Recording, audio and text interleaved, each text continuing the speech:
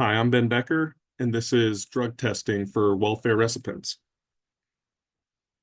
Drug testing for those receiving welfare has been a controversial policy with the goal to ensure that this public support isn't used to help support the substance abuse problems. Some arguments say it promotes accountability and encourages discipline or self-sufficiency, while some say that it does reinforce harmful stereotypes, invades privacy, and isn't cost-effective. This presentation will go over the origins, goals, ethics of the policy and look at both supporting and opposing sides, seeing how well it aligns with the values of social work policies. So, a background on House Bill 353. This specific bill gained momentum during the 1990s welfare reform era, and its overall goal was to ensure that public funds are supporting those in need rather than supporting their substance abuse. It was signed into law on May 31st, 2011, and was effective starting July 1st, 2011. This required all the applicants for TANF benefits, for their welfare benefits, to undergo drug testing and were required to pay for and pass the drug test to receive their benefits. According to ASPE and the Office for Planning and Evaluation, some states have implemented drug testing for welfare recipients as a condition of eligibility, while others have proposed different measures.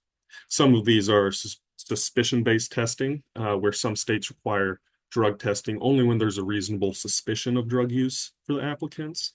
Others, referral programs, where some programs use initial screenings or questionnaires to determine where they're at and who they should be referred to for the best course of action.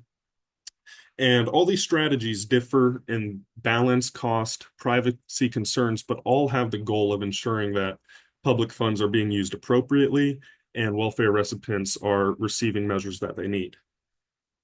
Stated by the ASP report, proponents believe drug testing promotes personal responsibility and discourages drug use among recipients of public assistance.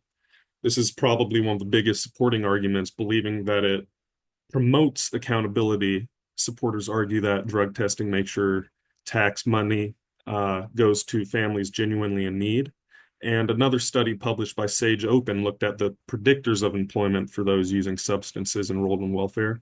And it showed that access to substance treatment and readiness programs absolutely enhance employment outcome for those individuals. Some of the financial aspects are high costs versus low return.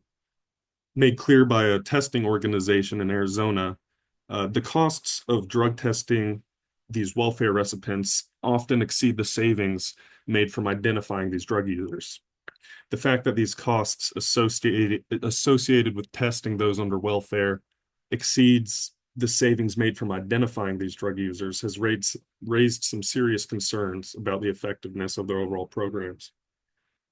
In some states, drug testing programs show a very low rate of positive tests, showing that the high faculty and testing costs may not give sufficient enough results. And one example of this is that in more specifically in Florida, 96% of welfare applicants passed their drug tests in 2011, meaning that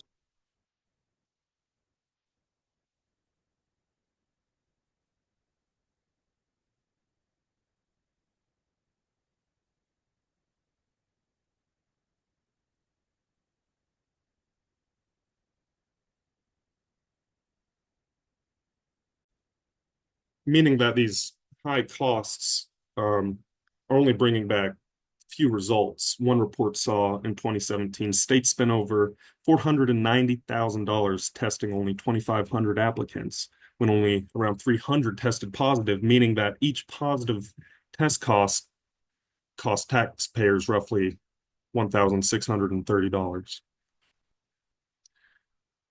Moving forward, most importantly, there needs to be a focus on prevention and support.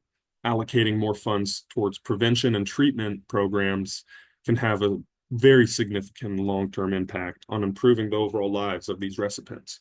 Using evidence-based screening, using risk assessments, and testing small sets of applicants who show signs of abuse is a much more targeted and cost-effective program. I believe that states should regularly evaluate the effectiveness of their drug testing policies by comparing the costs and measurable outcomes, like changes in employment rates or reductions in drug use throughout the recipients. Drug testing policies for welfare recipients has been an ongoing debate, largely due to their legal, ethical, and financial aspects. On one hand, some argue that drug testing builds accountability and discipline and helps prevent misuse of taxpayer dollars. But on the other hand, lack of evidence supporting the effectiveness of these policies has been highlighted, and it does raise some concerns about the ethical standards, privacy violations, unnecessary burdens on these families, and costs. The high costs of drug testing combined with the low rates of positive tests really show the policy might not be as effective as originally thought. Policymakers must move forward looking at these factors when shaping and making new policies in the future. Thank you.